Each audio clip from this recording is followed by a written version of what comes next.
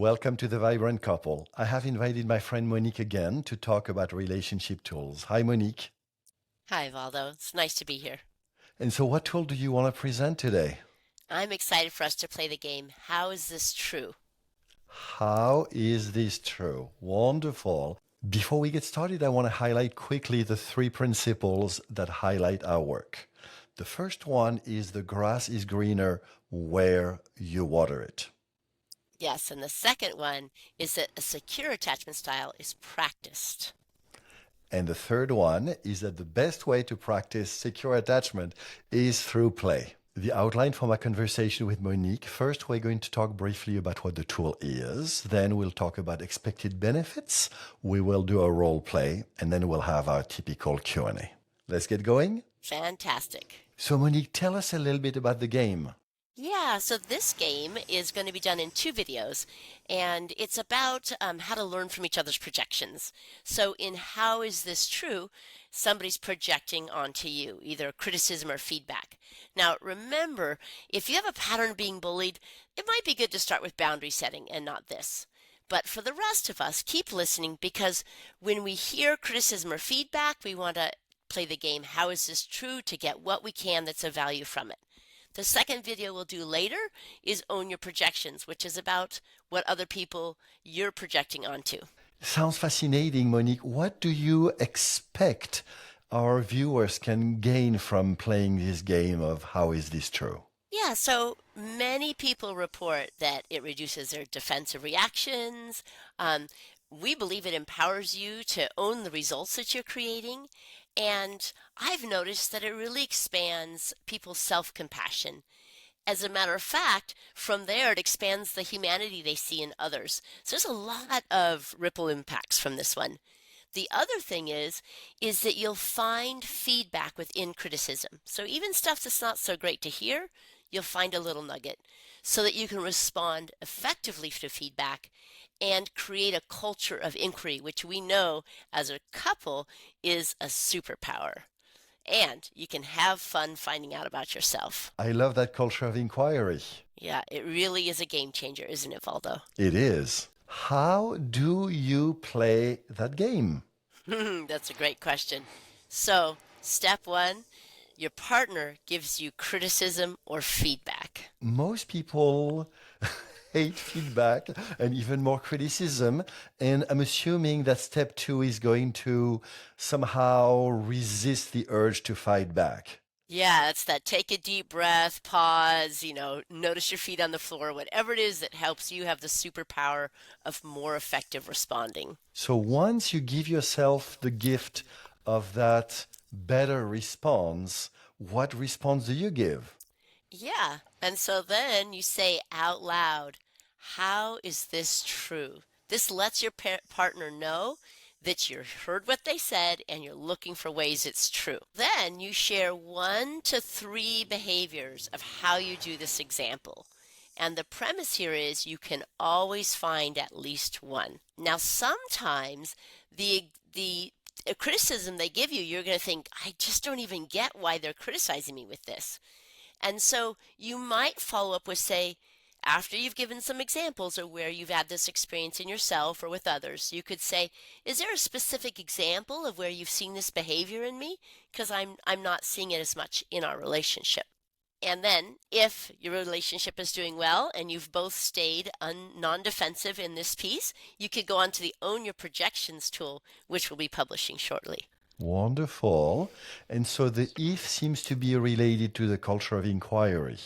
Yes, yes. And this is where debriefing afterwards and seeing how you helped cultivate that culture inquiry would be fantastic. And of course, we always suggest appreciation and celebration. Wonderful. So how about 1, 2, 3 role plays? I'm stealing your numbers. And at least one in which I'm reactive and not willing to listen. That sounds like a great idea. Let's play.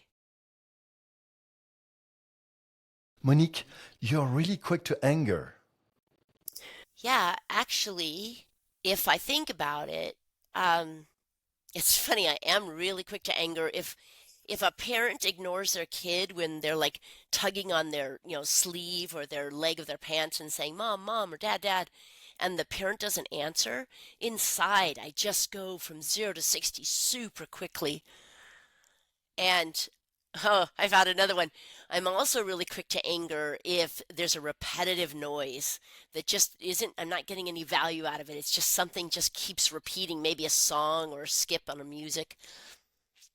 Um, and if I'm really tired and I drop things a lot, I can be really quick to anger for myself. Those are all the examples I can find when I do my inquiry. And Valdo, so many people would describe me as slow to anger. I'm wondering, can you give me an example when you've seen me quick to anger in our relationship?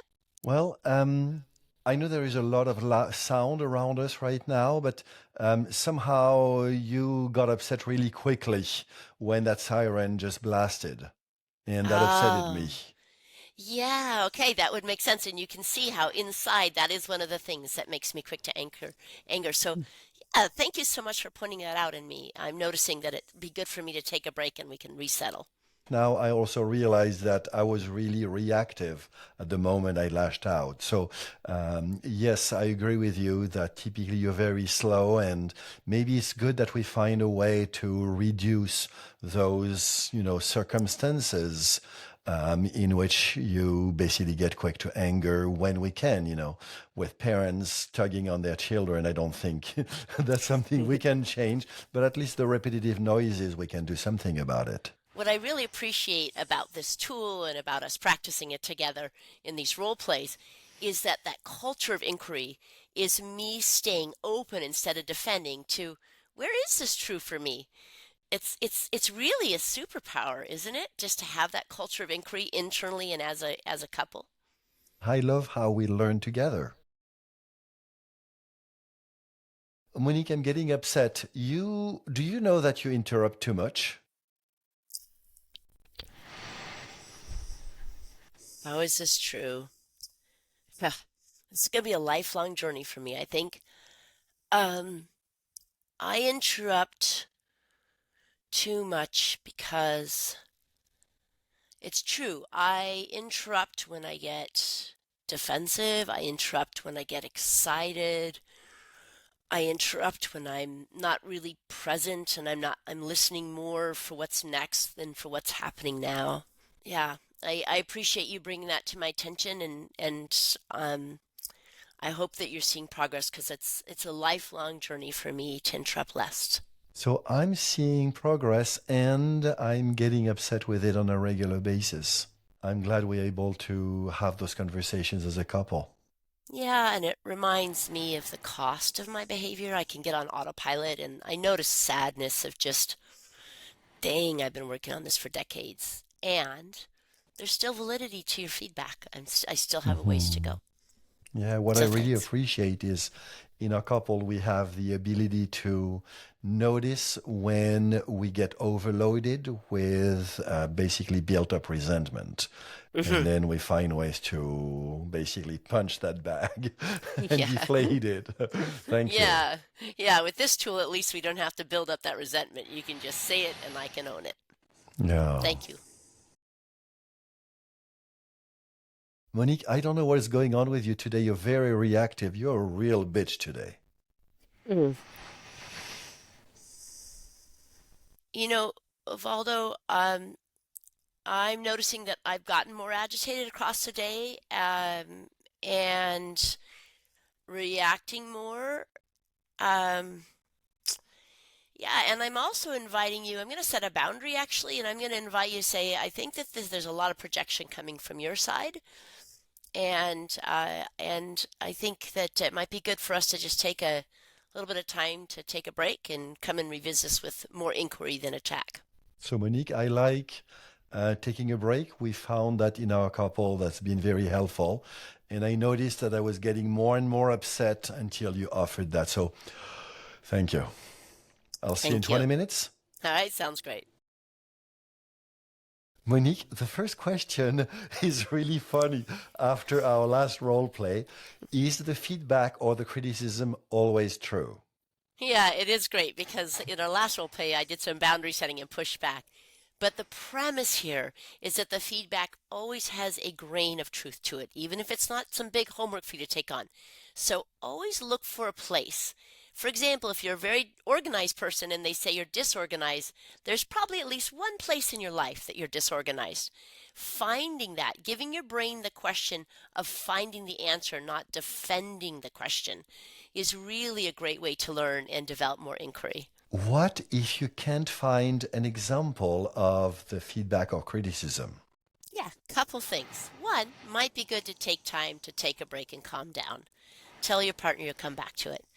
Two, you could ask them for a concrete example, or if they feel like they're just mean and somebody you need to set a boundary with, take a break and ask somebody else or ask yourself. The goal here is not for you to take on other people's garbage. If there needs to be a healthy boundary, set it. The goal is to not lose the gift of the message. So, this is a great tool for finding your blind spots as well as reducing your defensiveness. Even if somebody accuses me of murder, can I look for the one in me who would murder? It allows us to learn. So, those are some suggestions. Give your brain a little bit of time with the question, it will eventually find the answer. So, Valdo, what if I feel defensive? That's a really good question. So, the first thing, which is somehow countercultural, is to state that you feel defensive. So, like that, your partner knows what is going on in you. They know that you're somehow taking ownership of your defensiveness, and then it enables the two of you to go back to a culture of inquiry in your couple. You said there's a part two to this tool, Own Your Projections. Is it okay to do just part one? Absolutely. How is this true is a great tool that has value just by itself, both personally as a way of learning to dig in more and as a couple. What if my partner won't play this game with me? That does happen. And so if you believe the tool can have value both to you and your couple, we encourage you to go and practice that tool with people who are open to it, like a coworker or a dear friend. How many examples of truth shall I offer? That's a really good question because people will wonder like, is it one, two, or three? Is it more? Don't overshare. But doing at least one to three helps your partner know that you really are trying to find places this is true. How do you know you've played the game long enough? Yeah, there's two parts to this answer. One is it's really kind of just a volley. You've played the game long enough if you've answered one to three examples. The other is my partner and I use this game sort of in spurts, where one of us is starting to feel more defensive. So we use this tool, how is this true, to reduce the defensiveness in one or both of us in our relationship. So, what I'm hearing is that the metric is the lower defensiveness. Yes, absolutely. What if the feedback is mean? Yeah, unfortunately, feedback can be mean and critical and feel like it's wrapped in barbed wire. So, number one, if you're feeling attacked, it's really healthy to set a boundary. It's okay to take a time break and say, I'll respond to your criticism tomorrow or in an hour. It's really healthy to also say, I'm not hearing feedback that I'm getting value from. This feels really projected. I'd like us to work with a professional, like a coach or a counselor. So, those are also very valuable. I do want to encourage you, when you have the bandwidth, to look and see if you can find a thread of truth underneath the message. Not the mean part, not the critical personal attack part, but the part that you might be able to learn and grow from. Again, first, boundary setting, professionally help, restoration before you would tackle that. Is there anything else you'd want to add to that answer, Valdo? Yeah, my view is that it's really important to express in the moment one's reactivity. And so earlier we talked about saying, hey, darling, I'm reactive. Here in this case, a good way of somehow our partner knowing what is going on with us would be something saying something like, ouch. That's a great suggestion. Monique, as usual, I loved working with you. I find that learning about projections is very important. And if anyone of you is interested, I made a video on that last week.